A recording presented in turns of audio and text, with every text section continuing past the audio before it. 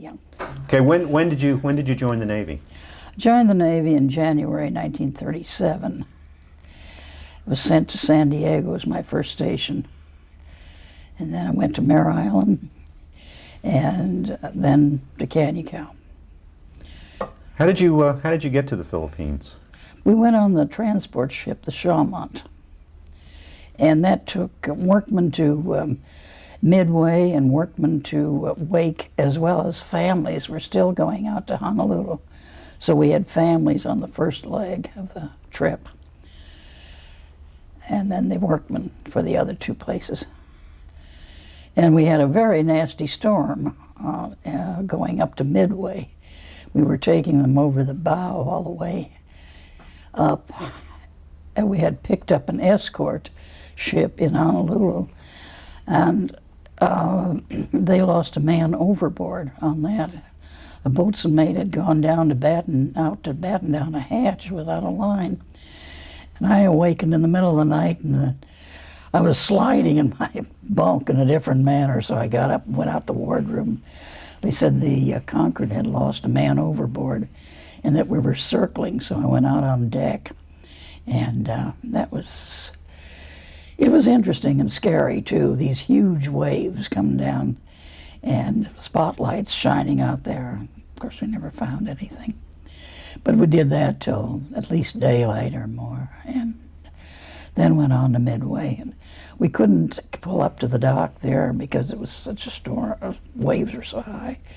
So we laid out, and the next morning they sent small boats out to the ship, and talking about people going down in a cargo net. Well, that's what these workmen had to go down. They couldn't go down a ladder, so they let a cargo net over the side to the small boats, and they scrambled down that way. But it was quite a storm. And no, I think that was the night we tried to tie up, and I was on deck too, and these big lines that they usually throw out, one of those just snapped, and it smelled like burning rope. It was, I guess. But it was interesting. When you got to the Philippines, what were your first impressions of these tropical-looking islands? Well, of course, we had stopped in Guam, and picked up the nurses there, and that's pretty tropical, and it was a lovely spot. Went on to the Philippines, and I don't know, by that time I was a little confused. I guess we went to the Army-Navy Club and waited, had something to eat, gathered around there for a while, and then I guess got our baggage, was what we were waiting for, and went out to the nurses' quarters, and it seemed like, well, it was just different. People were the natives trotting along the street in their bakis and the horse-drawn calaces and stuff going down, and it was different. At first, I didn't like the smells in the street, and I would kind of put a hand over my nose when we went down to some of the streets, even in Cavite. I got so I could eat out of their soup pots as well as anybody else. Well, tropical duty was very nice, and it was very light duty at that time because the Navy wives and families had gone home in November. So they didn't have, we only had active duty patients and we did take care of a few civilians. But the half-day shift was what we mostly had. Somebody had the watch in the afternoon, and somebody had the surgical duty. So things were covered, but most of us, we just took turns on that. And it was, used to go over to the clubhouse and play a little golf in the afternoon. Some people played tennis, but most of us played golf.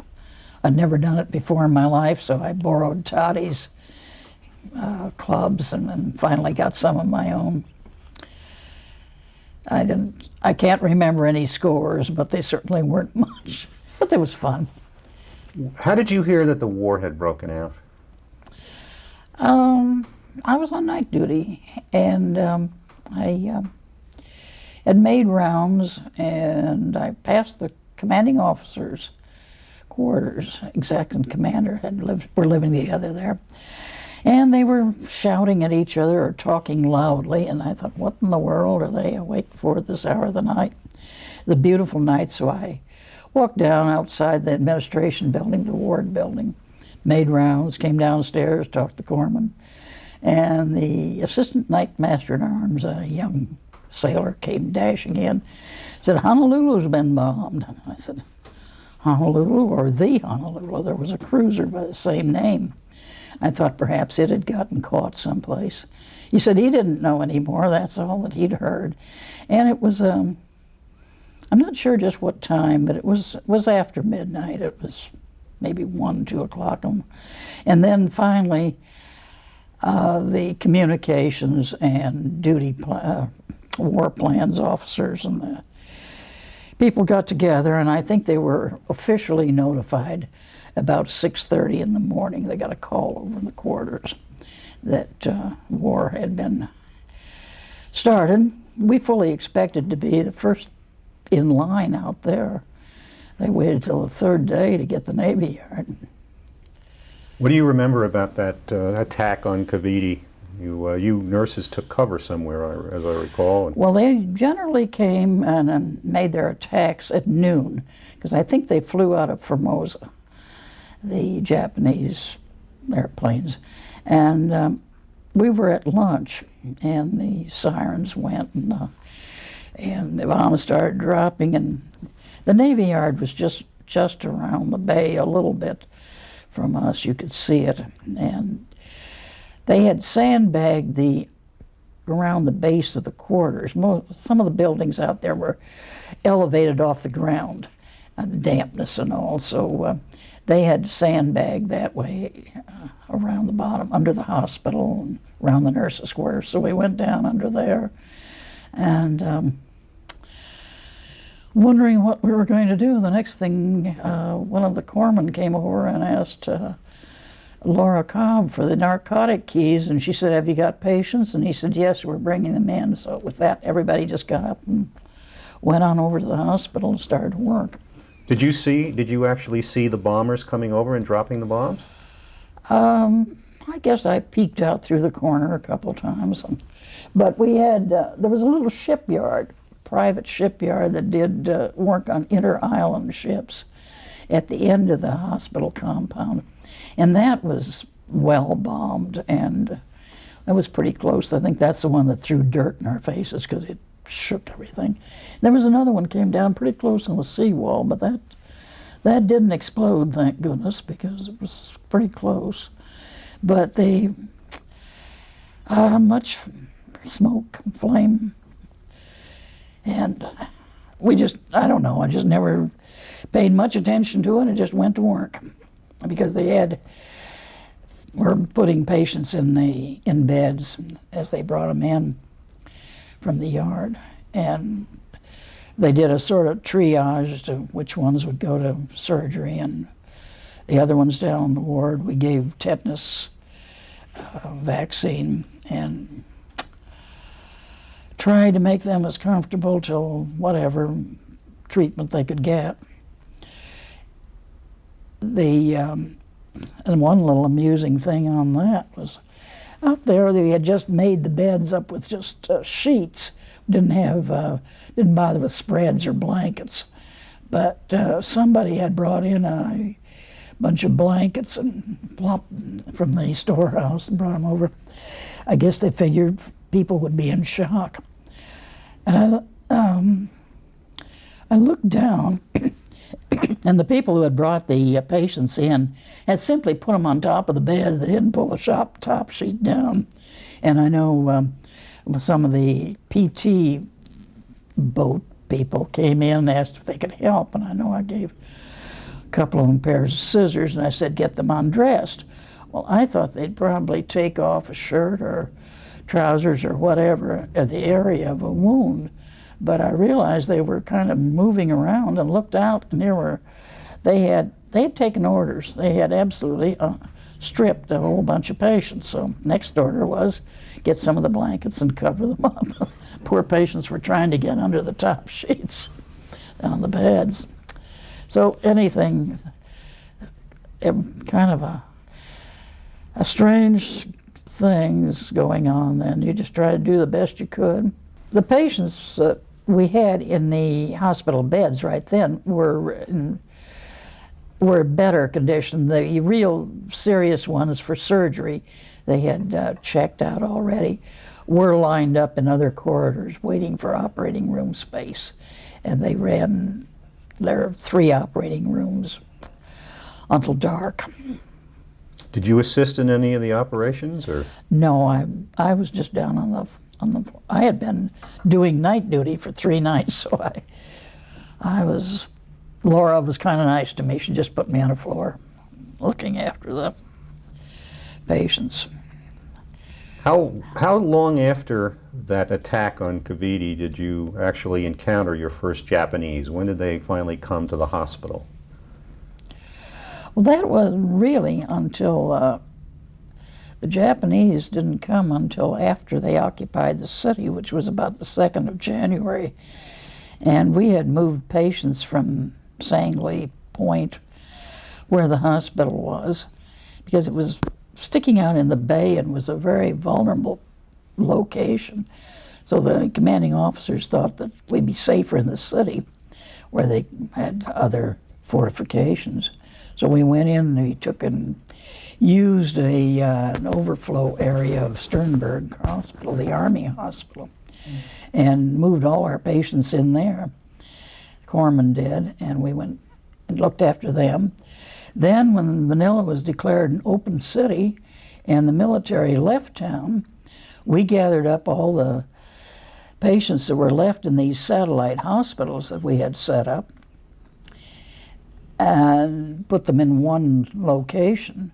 And that location was only about a block and a couple blocks from the Japanese embassy. So we went up in the bell tower. It was kind of high, and we could look over, and we watched the Japanese general come in with his motorcade. And it wasn't long before we had a Japanese officer over at the hospital. They knew we were there and came in, looked at our patients, and talked to people. It was interesting, when they came into town, they had papers that had translations from Japanese to English and Tagalog, which was the local Filipino dialect there. And one young corpsman, chief, started picking up those sheets, and he ended up, in about a year or so, as acting as interpreter for the hospital group. But that was our first sight. Was they'd come in, they'd look at the patients, make rounds, and we had a sentry posted outside the gate. They had several soldiers that would patrol through the place. The Japanese didn't take any supplies from the Santa Scholastica, but they came in and they wanted medicines for various things, and we gave them dosages. Really, we didn't give them any quantities, but we had laid in a very good supply of medicines and food and stuff there, and I think some of the food was taken out before we left. We were actually transferred over in March, so we only had 2 months there in Santa Scholastica. So you were interned in Santa Scholastica, and then they moved you to Santo Tomas next? They moved, the nurses were moved over to Santa Tomas because that's, I think they didn't know what to do with women in the military even way back then. And so they moved us over. And I know we had one Japanese officer that was in charge of our transfer, and he was really very nice to us. I know we wanted to take our beds with us, and actually our executive officer didn't want us to take those beds. Why, I don't know, but Laura went to the Japanese officer, said, "Do you think we should take these?" He said, "Yes, you should." He knew the conditions in Santa Tomas, that people were scrounging for beds and things like that. And so, of course, the Navy corpsman loaded the trucks, but we went over to Santa Tomas with our beds. And he came back to visit us a couple of times. In fact, he did take that picture that has been used, and he gave each of us a copy of our group and took messages over to Bilibid where our officers were. It was good to us, let's put it that way. When you got to Santo Tomas, you found the place filled with many of these civilian internees. What were conditions like there? Well, the camp in Santo Tomas had been open since January, and the Americans and others had organized a bit. So things were moving and organized pretty well by the time we got in March. But there was still needing space, so they got permission from the fathers that owned the school to open another classroom. They opened a very large room on the second floor. We got first pick, so of course we took the spaces by the windows. And we had ended up having 56 women and a couple of children in that room. And it was, you had 2 beds together and 14 inches between. And I think the aisles between the rows of beds were about 14. They weren't very wide. But I remember that was the regulation, was 14 inches between the beds. What you had, and those beds were kind of nice because they were high. They were Army folding cots that we had, and you could put luggage and stuff underneath. Our luggage came from the kindness of our corpsman, because when we left the hospital in Cavite, we just took what we could carry. But the corpsman went back and gathered up stuff in the nurses' quarters and just brought clothing and things in by the sheetful over to one of the satellite hospitals. And the girls spent their evenings sorting things. Well, this looks like somebody, so they put it in a pile. We got back quite a few clothes and personal possessions from the quarters that we had not been able to take with us. But everybody, you hung on to everything. A jar with a tight lid was very valuable. Tin can was good. You always had tin cans around the foot of your bed with water in them to keep the ants off your bed. And as I say, we worked to make life as comfortable as we could. What were the sanitary facilities like? Did they have toilets in these buildings, or bathing facilities? How did you maintain personal hygiene? One of the, in Santa Tomas, they had taken some of the, I think it was a men's school. So they'd taken the bathrooms and they had removed them, in the case for the women, they had removed the urinals and put in shower heads from those water fixtures. And they had, people had bathroom duty, and they issued 3 pieces of toilet paper each time you went in. And the shower heads, you could, well, half a dozen people would share it, and you'd kind of soap down a little and duck in, wet down a bit. But I really believe that was one of the reasons we had so much skin infection, was the soap was poor and the water was cold, and people didn't bathe too well because we had a lot of what we used to call infected prickly heat, some kind of a dermatitis,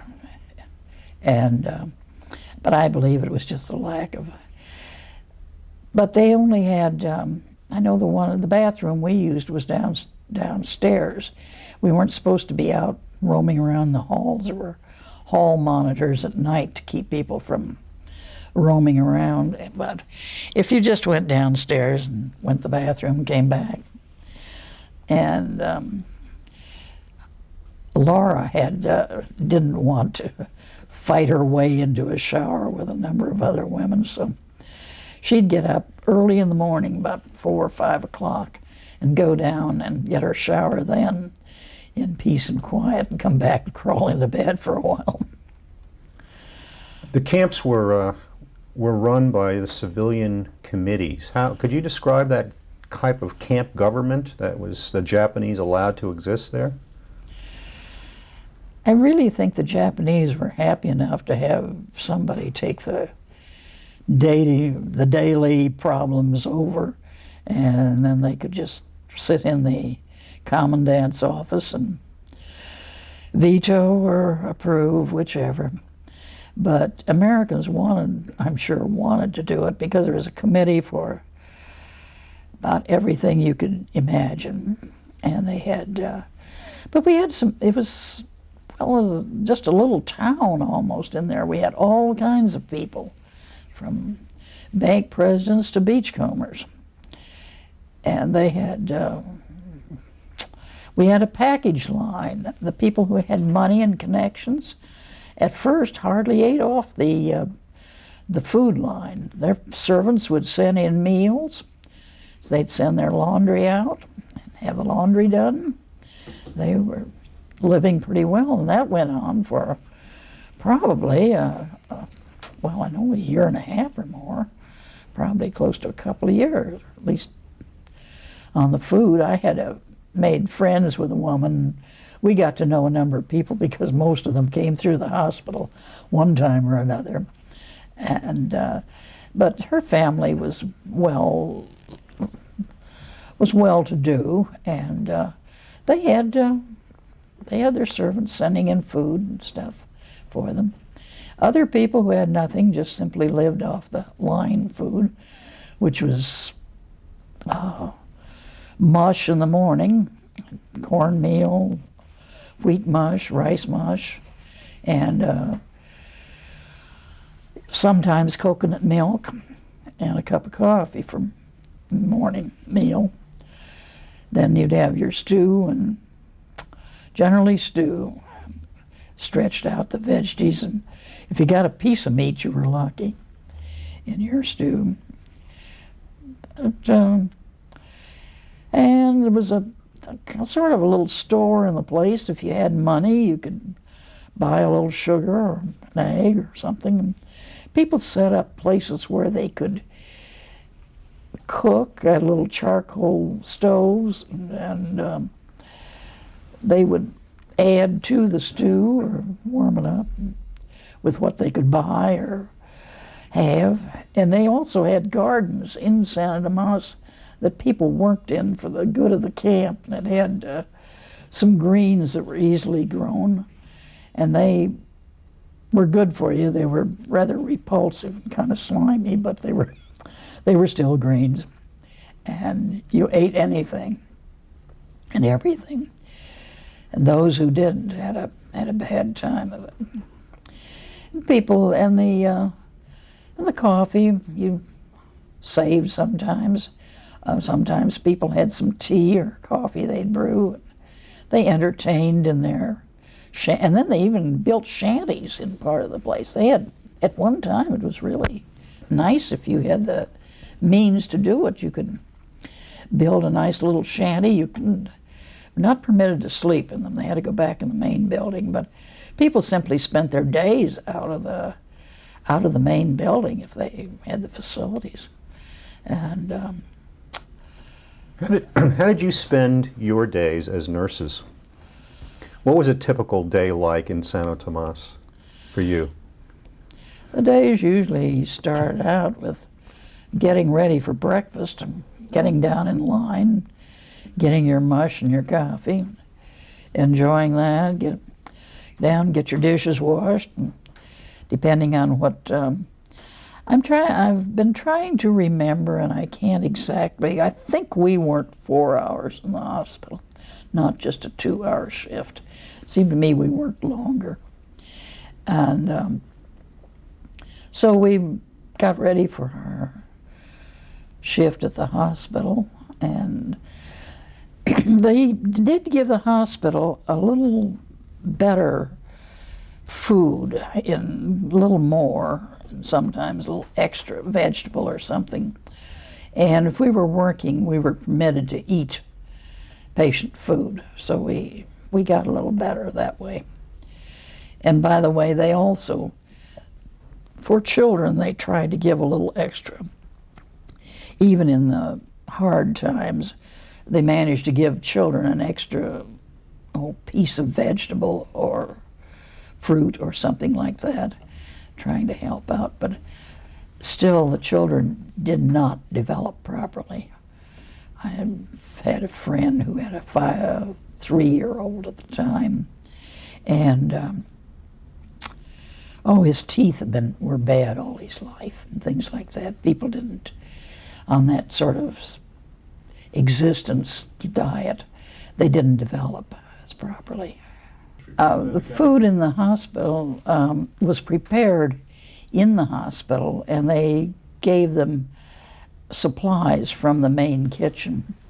They had a little extra and tried to make it appetizing for the patients. And the children were also given a little extra food, sometimes only a piece of vegetable or extra piece of fruit. There were bananas available at times, and something, or even some of the limes and things out there that to help the children. And when we worked in the hospital, we were permitted to eat the meal that was served to the patients, so the nurses had a little extra food that way. What was the hospital facility like physically? What did it look like? What kinds of equipment were in there? A hospital in Santa Tomas, when we first went in, they had taken over, I think it was a chemistry building, and they had gotten beds and mosquito nets, and the beds were close together. There was hardly any bedside table, and it was pretty back-breaking to try to bathe the patient because your wash basin probably was on the floor and the patient was up, and so we were kind of up and down, but we managed to bathe, and we got had some linen to change beds and keep them clean.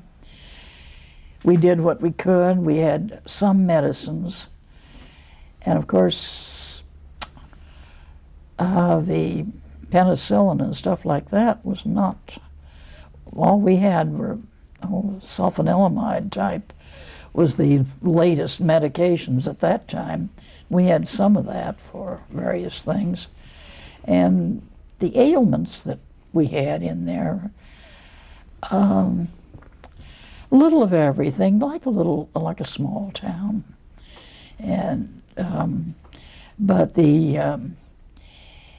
it was, then they had a clinic where people came in and saw the doctor and would, he might give them some medication and some advice and not necessarily hospitalize them. But if they were running high fevers or things like that where they needed to hospitalize them. And then later on, we took over another building just outside the campus of Santa Tomas. It had been a girls' school, Santa Catalina, and it had nice big wards. And that was much nicer. It was open and airy and just much nicer all the way around for the patients. Could you do surgery in this hospital? Was it equipped to do things like that? Or? In Santa Tomas, they did a little minor surgery perhaps, but at that time they were permitted to send the seriously ill patients out to Philippine General Hospital. And I know at one time one of the nurses, Susie, had a heart condition, and Laura got her sent out to the hospital, and she stayed there for quite a while. And that's the one time I asked for and got a pass outside the gates. Went out one day dressed up and went out and visited Susie at the hospital. But up in Los Baños, when we got up there, we had a very good surgeon that would like to keep his hand in, so we did quite a bit of surgery in Los Baños. In fact, we did the 3 Japanese appendectomies up there. We sent the seriously ill and surgical patients out to Philippine General Hospital, and Philippine doctors took care of them there. And then they came back when they recovered. But up in Los Baños, there wasn't anything very close. We had this civilian doctor there who was a very good surgeon, liked to keep his hand in, so he did a number of things, repaired knees and hernias and appendectomies, whatever, because it was, and we did 3 Japanese appendectomies up there because they didn't have a surgeon from there to Manila. And he warned them that the man probably would die if they didn't do something. So we did the surgery. We had quite a bit of medicine in there, but of course we didn't have any of the penicillin or the new drugs. Sulfanilamide was the latest that we had at that time, and we used that for various things. Well, they were sending the 800 able-bodied men up to start a new camp in Los Baños. And got thinking about they needed medical help. I think there was one doctor planning to go up. So I went down and suggested, talked to Laura and said, let's volunteer our outfit to go up with the 800. And should be a right number to set up a small hospital. So she went and talked to the committee and various people. And Goldie came over at 4 o'clock in the afternoon and said, pack, you're relieved, we're going to Los Baños, pack up. So I went back and packed up, and I think we slept on the floor that night because our beds were down in the front patio and the plaza, and they moved all of our all the stuff we had, beds and things, by truck up to Los Baños. But they took us to the station by truck and took people by railroad, and they had these narrow gauge cars, and they put about, I think there were 63 or 65 people in our car. The nurses were the last ones out of camp, and they were playing music and through the PA system. They played Anchors Away, and I know I cried all the way down the long driveway. I think others did too. So we get to the train, and we were kind of late, and they didn't inspect our luggage too much, and chief nurse was wearing our health records underneath someone gave her a big khaki shirt that had pretty blousy, and she tucked all the health records in there, and someone else made kind of a lei out of leaves and flowers, which she wore over the top of it. So she really carried all our health records on her and with her all the way through. She was determined she was going to bring those back. So when we got up to Los Baños, I can't remember how long, but it was at least an hour. Longer than that, I believe, ride. They met us at the station and took us by truck to the agricultural campus. It was a couple of kilometers from the station. And the nurses all piled in one truck, and the guard looked so unhappy to have to guard a truck full of women.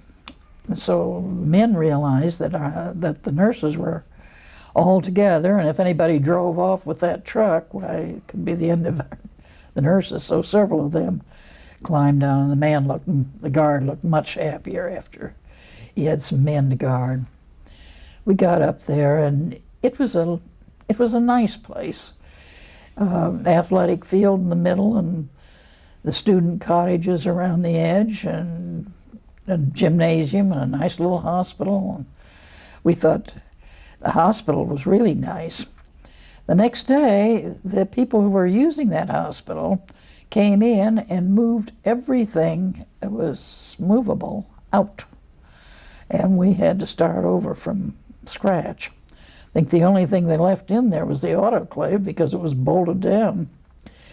And at first, if a person got sick, they had to pick up his bed from wherever he lived and bring it to the hospital.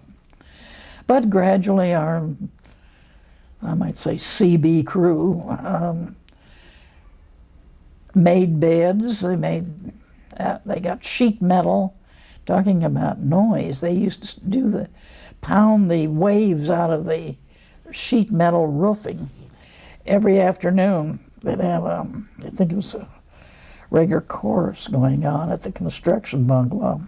They'd beat that stuff flat and then weld it up, and they made basins for the hospital and for the clinic. They made basins for the kitchen, or pots for the kitchen. They made many things. And they made the hospital beds. They had pipes, and they made the woven sort of bahuka springs or mattresses that mostly was used there. And we had a kapok tree on we had many trees on that station because it was the agricultural station. We had some kapok trees. So we cleaned the kapok, made pillows from that. And there was a rubber tree. We didn't have any Band-Aids and adhesive either.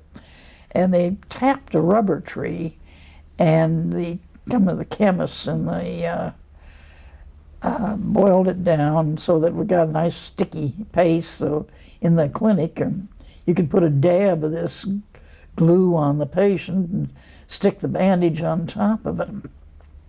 The bandages were whatever we could get, old mosquito nets or pieces of clothing, anything there at first, and they were soaked in a creolin solution and then scrubbed and boiled and dried and reused. Up there was where I noticed so much of the skin infections, because I think people were hesitant to spend much time under a cold shower. And the soap was very poor if you had it. We used to call it magic because you put it in the water and it disappeared, they said. But that was, we bought. And I know I used to go down to the hospital once in a while. We had hot water for the patients in the kitchen. They put up a water tank and fixed up a stove for it, a heater. And they were using wood for fuel for the kitchen and main kitchen and the hospital too. There was charcoal, but they didn't get that in that quantity. People had charcoal and had their little charcoal pots.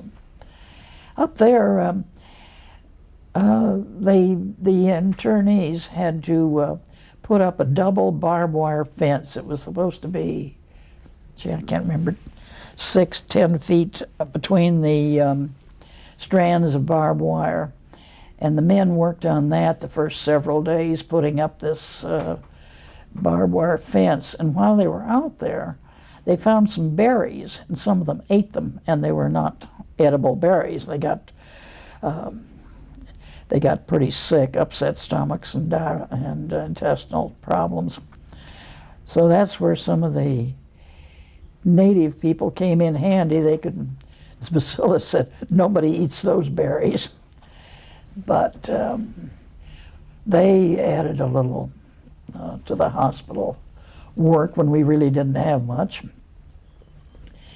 And we gradually padded out that hospital till it was in pretty good shape. As I said, the doctor liked to do surgery, and we did a number of things. But as I said, the Japanese were rather interesting because they had one medical sergeant for their garrison, about a 75-man garrison, and probably 25 office staff or something. And that man had medications and stuff, but he didn't know how to give them. So he'd bring his stuff down to the hospital, talk to the doctor, and the doctors would tell him what to use. He spoke English, reasonably, spoke a fair bit of English. And one time, I don't know what his idea was, but he decided to have all of his soldiers blood typed. So we had a blood typing session down at the hospital. We had he'd been an Army sergeant who had retired in the Philippines and set up his lab there in town. And Dr. Levy was a good, I'm going to say biologist, but anyway, a very good lab man. So he set up, and I had the pleasure of nicking each Japanese finger before he went in to draw the drop of blood for matching. And they were horsing around like anybody else, give them a good one or something. And I sat on my dignity and did my job properly, cleansed the finger and stuck it and sent the soldier in. But they were having a good time. But I don't think they ever used, but it was, I guess they were bored too, so he was doing something for his men. But as I say, he had medications, but he didn't know how to use it. But then when we did the appendectomy, they put a guard on all the time with that patient. And this medical sergeant was the night watchman. I was on night duty, and I know we'd stand out there and talk every once in a while. And I asked him when he was going home from the rest, and he said, who knows? And he had no idea what he was going to do or where he was going. And I said he was one Japanese that admitted he had a daughter. He said he had 2 daughters in Japan. He didn't know whether he'd ever get back to see them or not. So they were hurting too. When did you realize that the Americans had come back to the Philippines? What evidence did you see? Of course, we'd heard rumors that there was action in the Southern Islands, but late in September of '44, we were feeling the ground. You could feel, wondering where bombing was taking place and all. As I say, there were some Pan Am men that were fairly knowledgeable on things, so they figured out sort of where planes would be coming from, and we thought we heard planes. And looking out the window and up into the sky, there was 10 or a dozen planes, I'm not sure, but quite a few flying over. I don't know where they went or what they did that time, but we were sure we were going to be out in a few days, but it was quite a while yet. And every now and then something would go over, or we'd hear something. Of course, we had radios in camp. We weren't supposed to, but there were 2 or 3 radios for news in camp. And we knew there were, but we really didn't want to know who had them or where they were. And when they gave you a nice piece of news, why, somebody always say where'd they come from, and we'd say the Spanish newspaper or something like that, because you really didn't want to know exactly. And we had a very, but they did strange things too. Things were pretty bad, but at Christmas time, they let us have a midnight mass down in the chapel barracks. And people from all over the camp came to midnight mass, and they went home. There was no incident of any kind. And it was very surprising, because no one was sure. Somebody'd get a silly notion and decide to go over the fence in the middle of the night or something. Could have been a lot of trouble, but they didn't. And in January, the Japanese got their orders crossed up and pulled out of the camp in the middle of the night and left. Just left us. There we were, sitting in the Los Baños countryside. And people went over and contacted the Filipinos, and we got some extra food in, and And of course they raided the Japanese quarters and took all the things they could find in there, and including rice. So we ate pretty well for 2 or 3 days, and then, yeah, first thing we knew, the Japanese were back. And then they wanted their things back. And that was funny. They put up a list, I remember down at the hospital. I wish I had saved that list. But they wanted their TSAT, they wanted so many kilos of rice, and they wanted a Philco radio. Somebody had given them a GE, and they wanted the Philco back. But we had people who could do anything in that camp. One man, he was out there for the early radar, and he was really an electronic wizard. He fixed things, he made things, and he always had a radio going. But Jerry and TJ were good at that. And they, as I say, they always had he had a most beautiful little radio fixed up in a case, looked like, nowadays would be a game case, chess or something. Had it in the house. And I was down at Jerry's place one evening, and a Japanese guard came in, wanted to trade for something, and sat there and banging his gun butt on the floor. He was about 2 inches from this radio case. We were kind of wondering what would happen if he really whapped it and got curious, but he didn't. Kept him distracted somehow. But there was one guard there who whistled St. Louis blues all the time, so of course everybody called him St. Louis. And he did a couple of favors for the internees, Jerry amongst them. So many strange things like that. Any story you hear is true, and yet we had a few people went over the wire, and they were shot. So you never knew quite what you were going to run into. There was hope that you would get out of that place at some point, and you even wrote some poems. You had Still Alive in 45 and Out the Gate in 48. Could you talk about that a little? Well, actually, when we got into the internment camp, we knew that MacArthur was coming back next week. And then next week stretched and stretched and stretched. And we realized that we weren't going to go anyplace very soon. So we might just as well settle down, make the best of whatever. I'm sure that no one ever thought that we would not be released from the camp, but when, we had no idea, and we really didn't have an understanding of the magnitude of that war, how much was sent, southern islands, northern islands, all around, that we were just kind of a small part of it, as well as the European war. That had been going on a bit, of course, before, and but it was interesting. The first radio broadcast I ever heard was a BBC from there in Santa Tomas.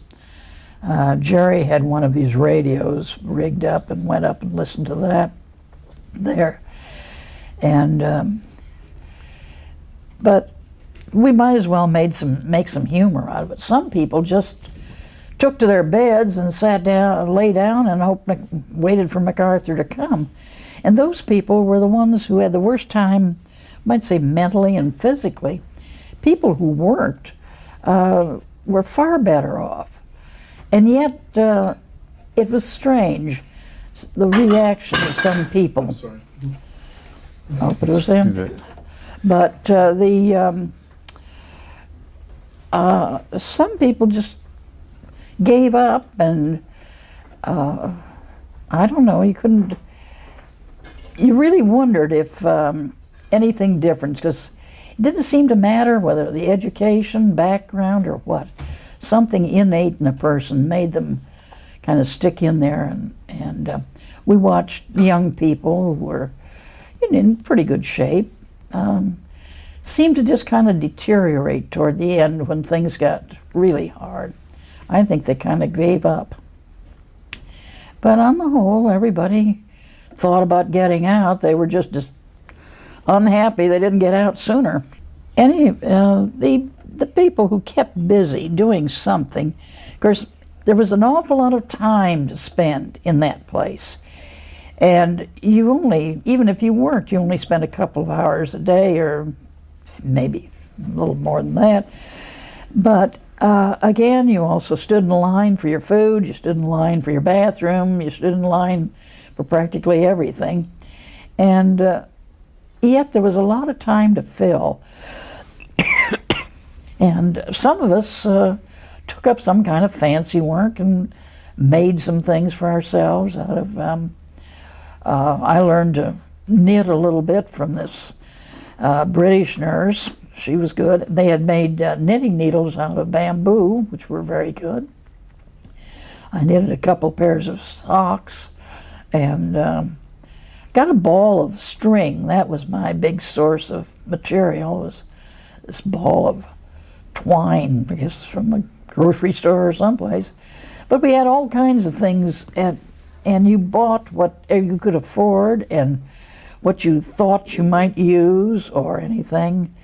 I know I had a couple of pretty dresses, and I certainly wasn't going to wear them, so I gave them to a couple of young mothers there to make dresses for their children. And they turned out nicely. A little blue and white dotted Swiss made a real pretty dress for the child.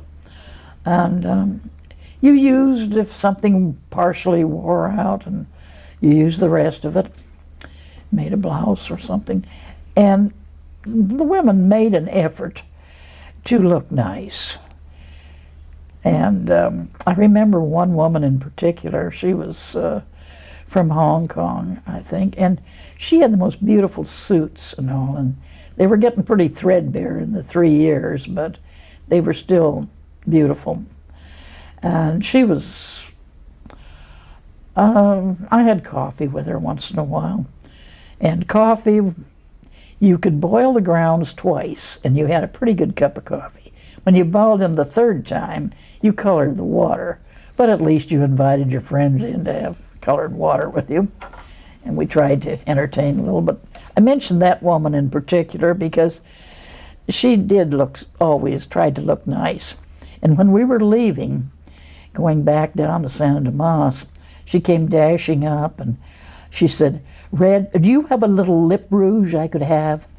And I had a small dime store lipstick that I had managed to hang on to, and I had a couple of others. But I gave her one, and she was so grateful to get that bit. And I thought, strange how life goes. And also, some of the officers that I've run into since one was on our rescue operation and said how raggedy and the men looked, and the women looked better. Well, the women tried, and another thing, he was complaining about their not shaving. Well, you didn't have any new blades, and you can sharpening it on a razor blade on a water glass. The best you can do, you can hack off a beard, but it takes a bit of time.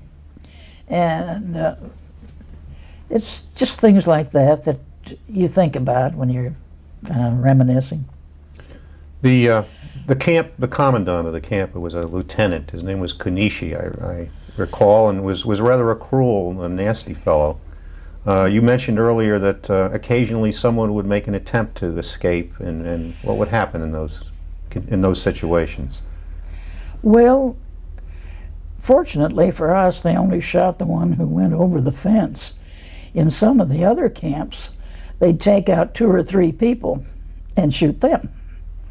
That is, sometimes if they didn't catch the person, they'd take out half a dozen other men up in the military camps. They did that.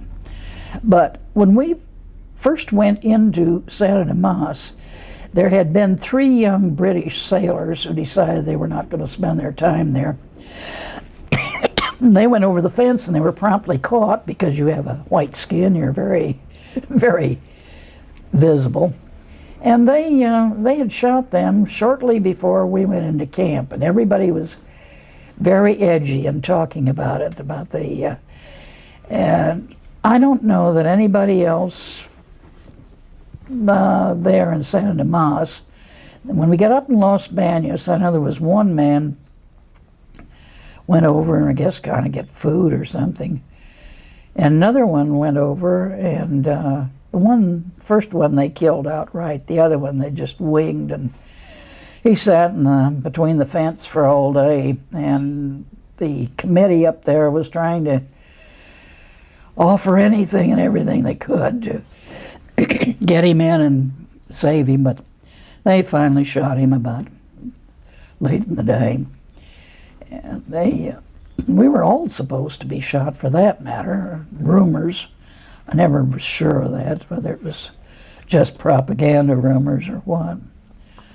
But also this friend of ours, this Jerry, was willing to take his wife and a couple of kids out, and we tried to talk him out of it. And they went to the doctor to get something to sedate the baby.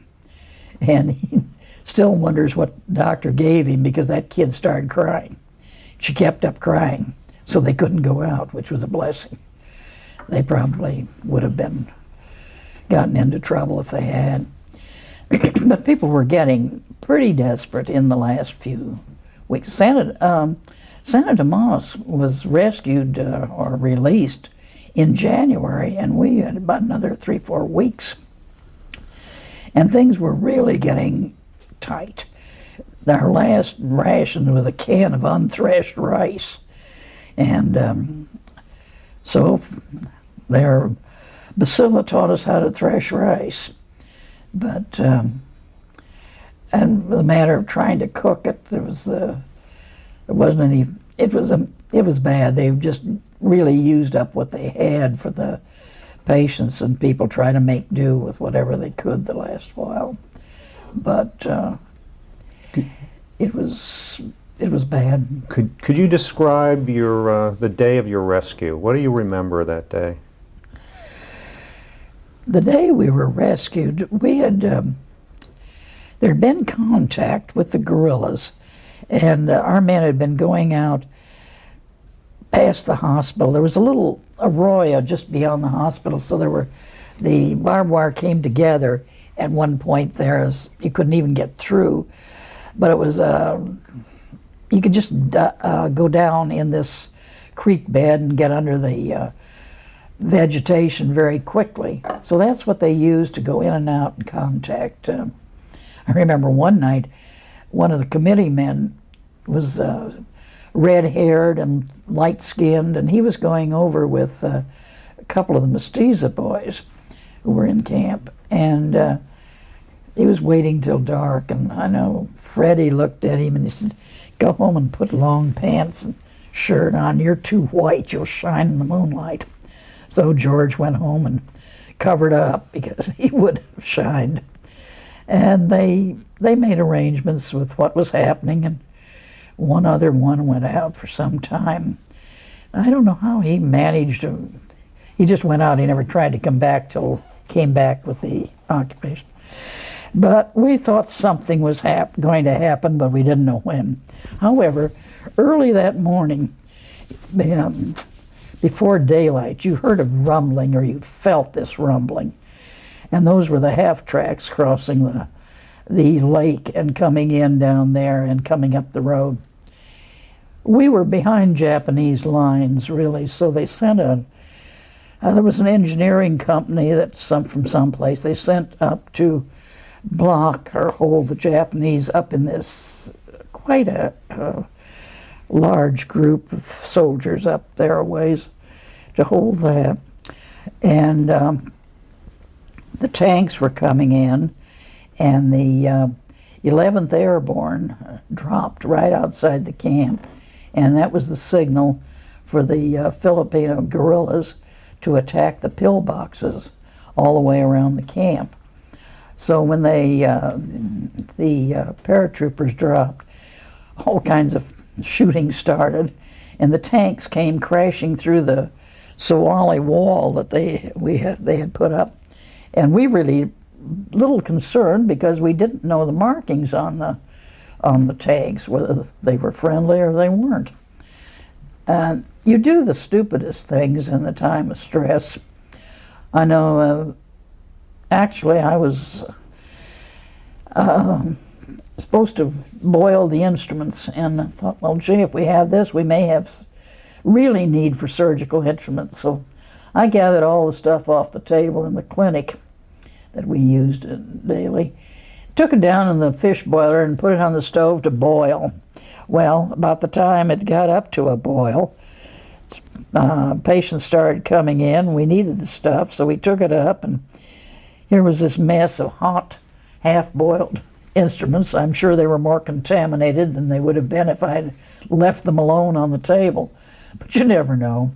Anyway, I was trying, but we did take care of a few wounds there in the clinic, and but that I was hanging up boiled bandages on the outside of the clinic porch when the planes came, and I thought, gee, they're flying low, and out came something, and they came. The first paratrooper came out in its kind of sitting position.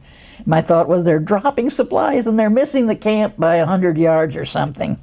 And then it straightened up, and I realized that it was a man, not a bundle. And they came up and came in the front way. The Filipinos did around the corner, and the tanks came in right to the hospital. They started loading up. They had jeeps and trailers in the tanks and got those out. They loaded patients in that and took them down to the beach.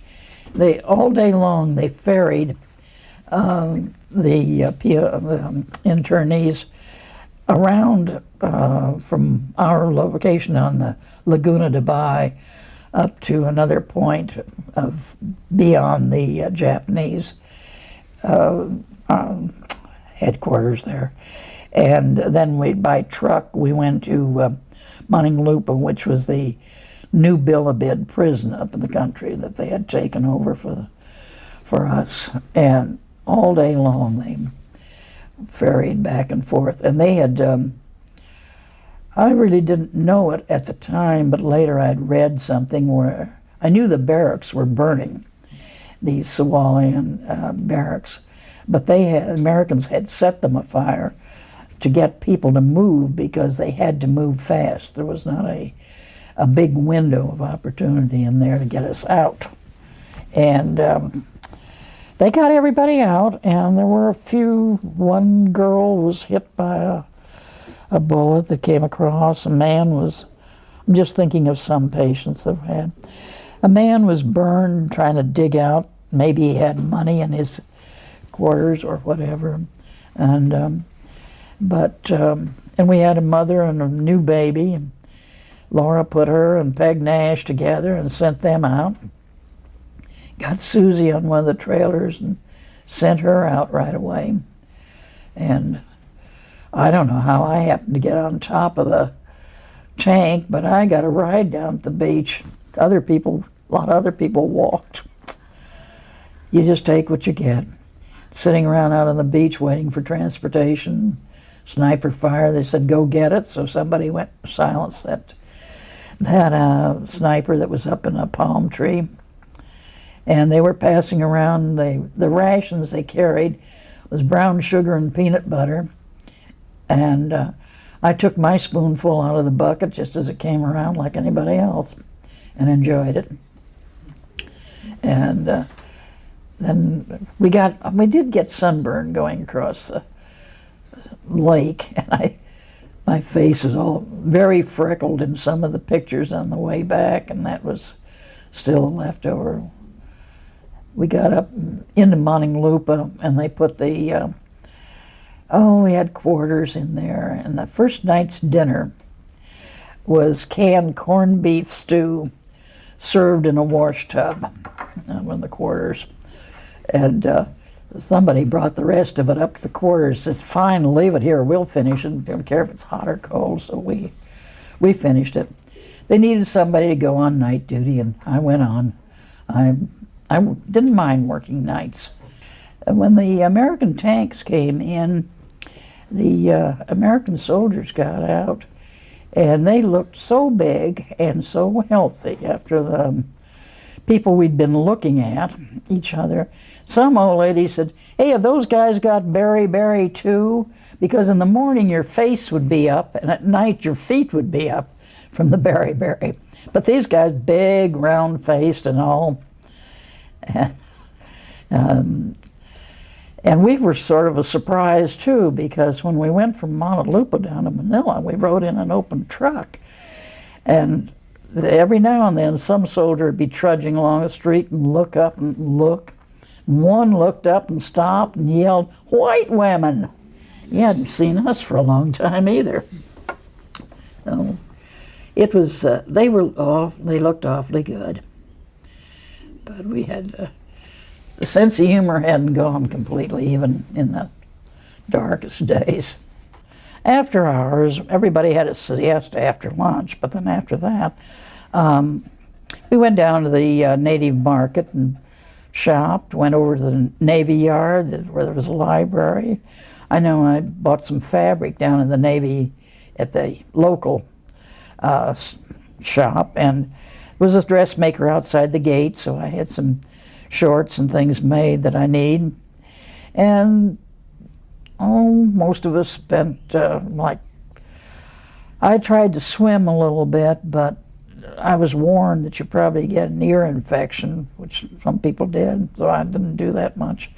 Ended up mostly playing around to golf and coming back, having peanuts and beer before dinner, going back to quarters and cleaning up, coming back to them. After dinner, the club, sit around, play liar's dice, and just talk and see who was there. Other times, for weekends or something, we went into Manila to Highlight and Manila Hotel for dinner, and it was very nice.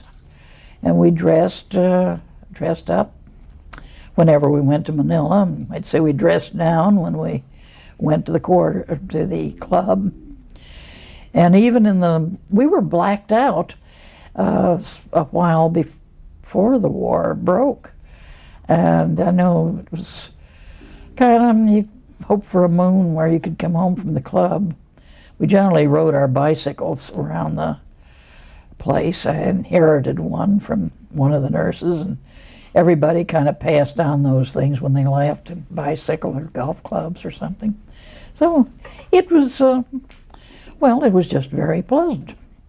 And once in a while we'd really go into Manila to shop, but we didn't need that much because we came out with quite a supply of clothes and things. And I think ended up buying a pair of white shoes. There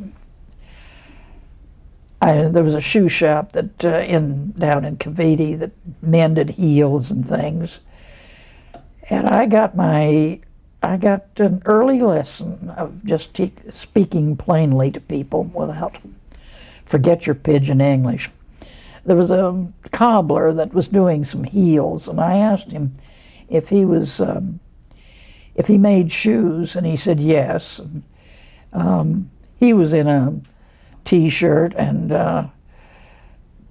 cut-off shorts and bakias and whatnot, and he said, "I'll get my cousin." So I went over this case with rolls of leather in it, and his cousin came out in a nice white suit, and very handsome young man.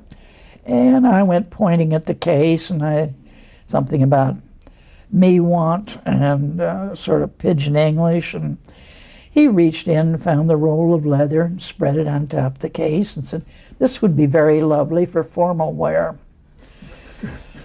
With that, I swallowed hard and said, "Thank you." I learned you don't talk pidgin because you never know who, and most of the Japanese spoke a fair bit of English. So you didn't, whenever you talked to them, you just simply talked English. And they were anxious to learn. And as I say, we had nice parties. We had a dead horse party that I think was one of the big ones. The men had drawn an extra month's salary before they sent the families home. They had 6 months to pay it off. And this was the 6 months. So over in the yard, Navy Yard, they could do lots of things. So they made a horse out of burlap or something and a coffin for it. So everybody mourned the dead horse all evening. One of the Helen Gorzlansky had just arrived out there, and I was on afternoon duty. So I think she was on night duty. And so I said, well, go on over to the party till about midnight, and then come on back, and I'll go over the last couple hours or something. So she did, but I missed the mourning scene, but they mourned the dead horse. And finally at midnight, I think, everybody heaved the coffin and everything out in the backyard and celebrated more for the next couple hours. But you did silly things. This is why any of the stuff you hear is true, but it's not every day. But you had to do something. You were describing earlier your 2 meals that you were eating. You got breakfast. You talked about getting in line at Santo Tomas and getting your ration of mush and having coffee. And then you described, I think, the lunch meal. Did you have dinner? No, indeed. Dinner was about 4 o'clock in the afternoon. We had 2 meals a day. And that's why you had your jar with a tight lid. You could save a scrap of something where you could eat at bedtime or whatever. And no, you had your 2 meals. And you got, well, they were spaced. The breakfast was kind of late. So, as I know, Peg always said she was always hungry because she didn't like to eat the line stuff. But most everybody was a little bit on the hungry side. You ate anything that you could find. During your captivity over time, how did they get worse over time? Well, there was just a little less. The stew had fewer things in it and more a watery bit.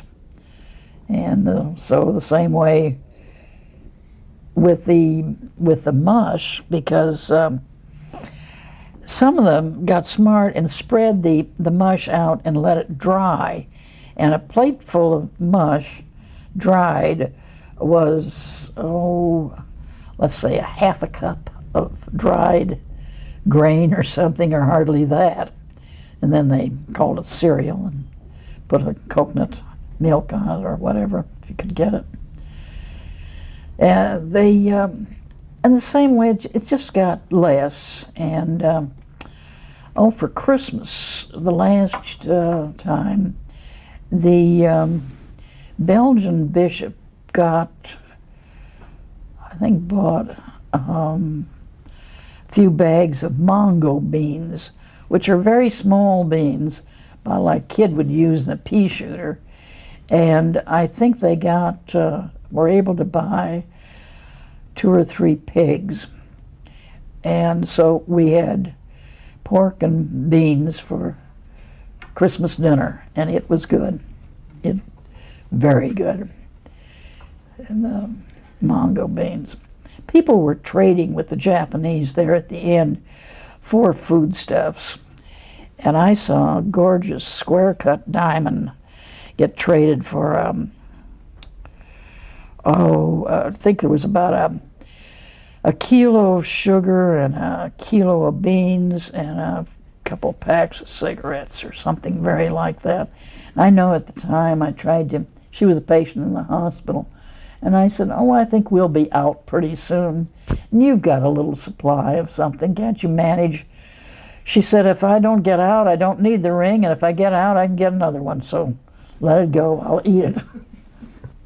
Everybody had some deficiencies, and I'm not sure just what, but I know beriberi was one of the common ones. And fortunately, in the supplies that we got through Red Cross, there was some B1, and Laura was able to get, I think a couple times, she was able to get a bottle of B1, and she gave us some, each nurse a shot or whatever it went. And that helped us probably. But in the morning, your face would be fat. At night, your ankles would be fat. It was sort of I guess what they call the wet type that had retained fluid. None of us were ever the nurses at least, in a real bad stage. Some of the internees were bad, but there wasn't a lot we could really do for them. And I presume other things turned up after they got back and were tested, but I know we were gone over with a fine-tooth comb back in Oakland, Oak Knoll Hospital when we got back, and they found some things, but fortunately most of us were mature and we were healthy when we started out. Peg and Susie were the only two we had really a problem. But later learned that people who were in their adolescence age did not develop properly and had problems after they got out. And as I think I mentioned earlier, that a friend's child had very bad teeth all his life. And things like that turned up later that they found out. You all presumably lost a lot of weight in those camps. Could you describe that? Well, everybody lost weight, and there was a big scale up in the kitchen, and I know I used to go down for chapel in the afternoon, and I'd swing by the kitchen because no one was up there then, and get weighed. And I don't know, I quit weighing at about 95 pounds because I didn't feel like wasting the energy walking up to the kitchen and then back down. And others did. It looked very bony and it was strange. In the very beginning on this weight problem, when we first went into camp, men lost more quickly, and women gained because women had been watching their diets, and you didn't have the salad foods and things that they had been accustomed to, and so they ate the potatoes and whatever they could, and they gained weight. The men were off their liquor, and they lost. And beer bellies kind of disappeared. That was in the early days, and then everybody kind of looked pretty scrawny. And the amusing thing, they used to say that there in Santa Tomas, a woman could walk down the hall naked and no one would look up unless she had a ham sandwich in each hand.